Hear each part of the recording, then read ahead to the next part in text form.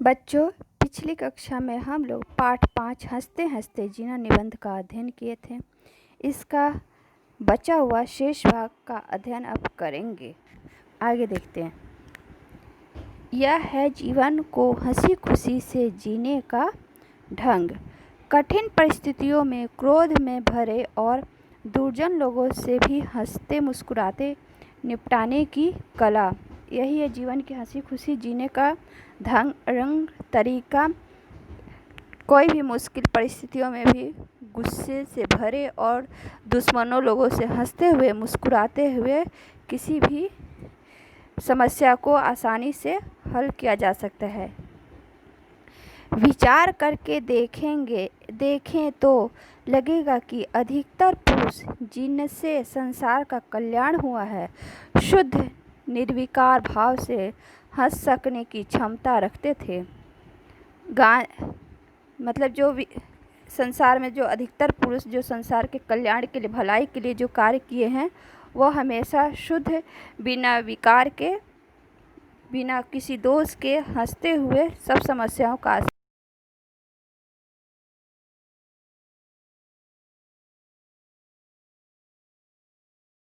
का जिक्र ऊपर आया। जैसे गांधी जी की बात सामने आया। लिंकन की हास्यप्रियता भी मशहूर है। लिंकन की हास्यप्रियता भी मशहूर है, प्रसिद्ध है। एक बार वे अपने जूतों पर पॉलिश कर रहे थे। किसी ने आश्चर्य प्रकट किया, मिस्टर राष्ट्रपति, क्या आप अपने जूते साफ करते हैं? जी हाँ, मुस्कुराकर लिंकन बोले। और आप किन के जूते साफ करते हैं?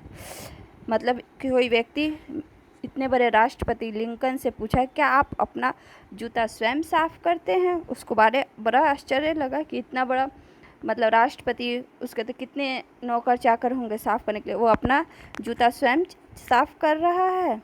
तो वही लिंकन मुस्कुराते हुए बोले कि हाँ, मैं अपना काम तो खुद करता हूँ, खुद अपना जूता मैं पॉलिश करता हूँ, लेकिन आप किन के जूते साफ करते हैं? आप किसके जूते साफ करते हैं?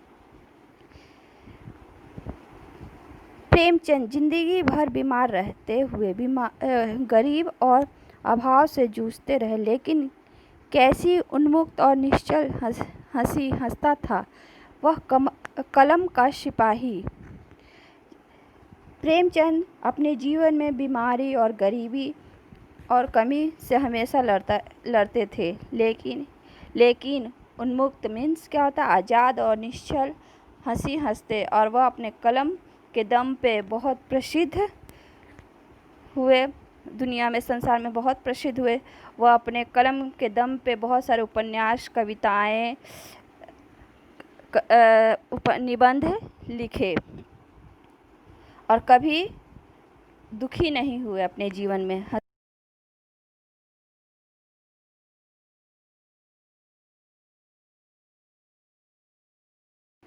कि किस प्रकार दिल्ली में एक कवि सम्मेलन से देर रात गए लौटते समय प्रेमचंद कवियों की भंगियों और मुद्राओं को याद कर के सड़क पर हंसी के मारे दुहरे हुए जा रहे थे।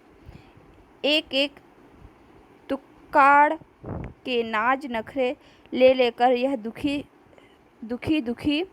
प्रेमचंद हंस रहा था जैसे सारा जीवन एक मस्त हास्य हो, आनंद की एक तरंग। हंस तो हम भी रहे थे, पर हमारे मन मानो सिक्कोचों में बंद मुंह झलक का रहे हो। और इस साहित्य के होरी को तो देखो, जैसे प्रति पल एक नई हंसी हो। और एक जनार्दन राय नागर लिखते हैं कि किस प्रकार एक कवि सम्मेलन में से लौटते हुए प्रेमचंद उन कवियों की सब आव भाव मुद्राओं को याद कर के सड़क पर हंस रहे थे, खूब जोर जोर से। एक एक सीन को याद कर रहे थे, एक एक पूरा वहाँ का दृश्य को देखकर याद कर रहे थे।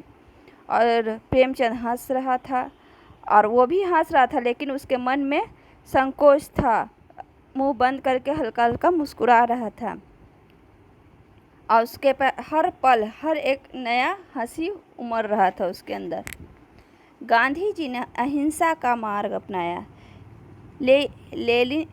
लेनिन ने लोहे और रक्त का। गांधी जी ने अहिंसा का मार्ग अपनाया, बिना मार काट, बिना मारपीट के, शांतिपूर्वक। लेकिन लेनिन ने लोहे और रक्त, वो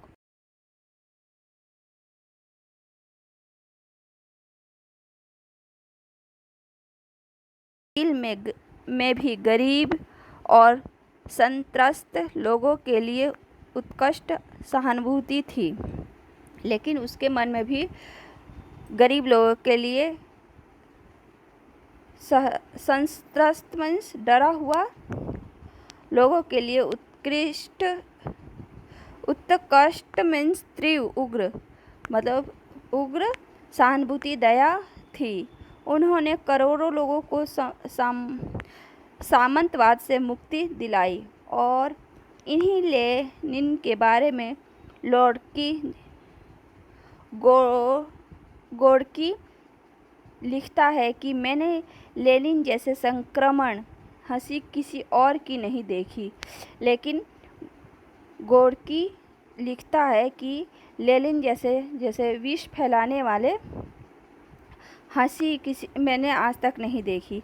अजीब बात थी कि इतना कठोर, यथार्थवादी और शोषण से इतनी उत्कृष्ट घृणा करने वाला व्यक्ति बच्चों की तरह इतना हंसता था। मतलब इतना बुरा होने के बाद भी वो बच्चों की तरह खुल के हंसता था कि गला रूदने लगता था। गला मतलब रोने जैसा होता था, आँखों में आंसू आ जाते थे। और इसके बाद गोर्की लिखते हैं और बहुत ही ठीक लिखते हैं कि इस प्रकार हंस सकने के लिए बहुत स्वस्थ और शक्तिशाली मानस की ज़रूरत है। और वह सही लिखता है कि ऐसे हंसने के लिए बहुत स्वस्थ और ताकतवर मनुष्य की ज़रूरत होती है। इसके विपरीत हिटलर था, जो अंदर ही अंदर सुलगता रहा और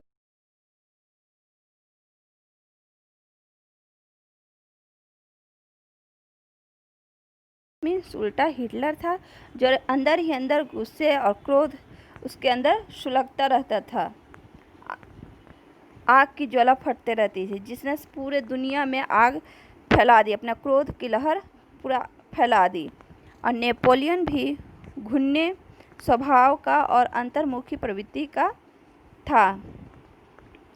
अंतर्मुखी में अंतर्लीन, अंदर अंदर खिचड़ी पकाने वाला, अंतर्मुखी प्रवृत्ति का था।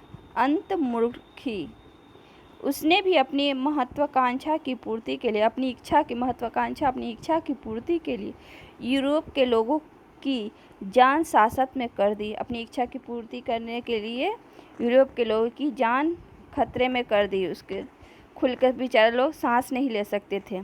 यह तो कोई कह ही नहीं सकता कि हिटलर और नेपोलियन अद्भुत शक्तियों के स्वामी नहीं थे। एक विशेष अर्थ में वे निश्चय ही महान थे। एक तो वह ये सत्य था कि वो एक महान हस्ती थे, लेकिन बहुत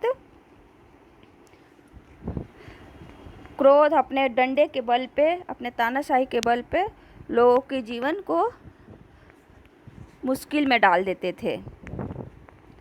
लेकिन उन्होंने अपनी सामर्थ्य का उपयोग मनुष्य की भलाई के लिए नहीं किया, लेकिन वह अपनी शक्ति, अपने सामर्थ्य का प्रयोग लोगों की भलाई के लिए लोगों की नहीं किया।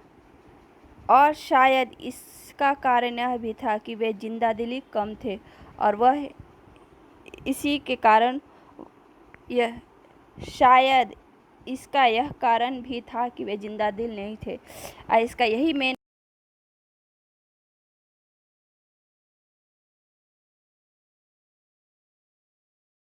दिली का नाम है। हंसिए और खूब हंसिए। शर्त सिर्फ 3 है।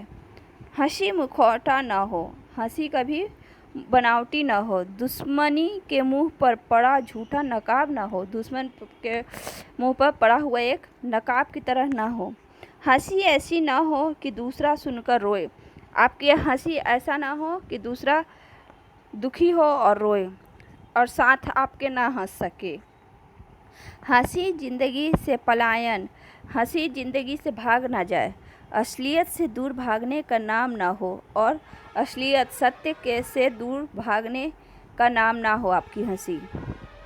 जिंदगी संग्राम तो है ही, लेकिन उसे हम धर्म युद्ध बनाएं। जिंदगी संग्राम मतलब जिंदगी संघर्षों से भरा है, लड़ाई पूर्ण है, लेकिन इसे हमें धर्म युद्ध बनाएं। गाली गलौच वाला सस्ता फसाद नहीं बनाना चाहिए, इसे हमें धर्म युद्ध बनाना चाहिए। इसे गाली गलौच वाला सस्ता फसाद झगड़ा नहीं बनाना चाहिए। इस धर्म युद्ध को हम हंसते हंसते लड़ें, मुंह लटकाकर नहीं, मनहूसियत से नहीं। इस धर्म युद्ध को हमें हंसते हंसते लड़ना चाहिए, मुंह लटकाकर, दुखी होकर, चारों तरफ दुख फैलाकर नहीं करना चाहिए, नहीं हंसना चाहिए। बच्चों, इस पाठ में इसमें हमेशा खुशनुमा अपने को बनाए रखने तथा हंसते हुए हर परिस्थितियों का डट कर सामना करते हुए आगे बढ़ने के महत्व को बताया गया है कि कैसे आगे बढ़ना है। कोई भी परिस्थिति क्यों ना आ जाए, हमको हंसते मुस्कुराते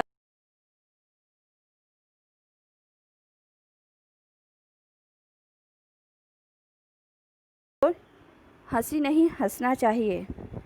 धन्यवाद। इस पाठ को अच्छे से अध्ययन कीजिएगा।